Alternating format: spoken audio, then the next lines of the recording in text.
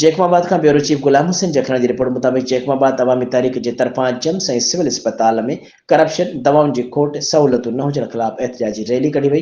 Rally Jacobabad अवामी तहरीक के चेयरमैन मोहम्मद हसन टालानी, राहिल अहमद मंगी, जहूर अहमद मायरी, अली दोस्त उमरानी की अगवानी में कढी वई। रैली में शरीक एपीसी चेयरमैन शोभा नबड़ो, एक्शन कमेटी के ईद मोहम्मद डोमकी, जेयूपी नूरानी जे अगवान रफीक फखरी, नेशनल पार्टी जे अगवान मुमताज अली बुल्लो, कौमी अवामी तहरीक जे चाकर खान मिनारिटी विंग जे संतोष कुमार, राशिद अली जतोई, सनाउल्लाह रिंद, समाजी अगवान राजा मीरानी ऐं दीगर दोस्तन भरपूर शिरकत कई। रैली में शहीद अल्लाह बख्श उम्र पार्क खां कढी वई। रैली मौजूद कारकुनन जे हथन में बैनर्स ऐं प्ले कार्ड हुआ। मुज़ाहिरीन सख्त नारेबाजी कंदे शहर के मुख़्तलिफ़ रस्तन खां थींदे प्रेस क्लब पहुता, जिते अगवाणनि जो चवणु हो त जिम्स ऐं सिविल अस्पताल तबाही के किनारे ते पहुची विया आहिनि, जिते इमरजेंसी वार्ड, एक्सरे, लेबॉरेटरी वग़ैरह बंद किया विया आहिनि। स्टाफ रूम जे नर्सिन दवाउन खां वठी मथे ताईं करप्शन कई पई वञे। पेनाडोल गोरीअ लाइ बि ॿाहिरां मेडिकल ते मोकिलियो पियो वञे। खेसि ॿाहिरां मेडिकल बंदि कया वञनि, अवाम खे रिलीफ फराहम कयो वञे, न त ॿी सूरत में एहतिजाज जो दायरो वधायो वेंदो।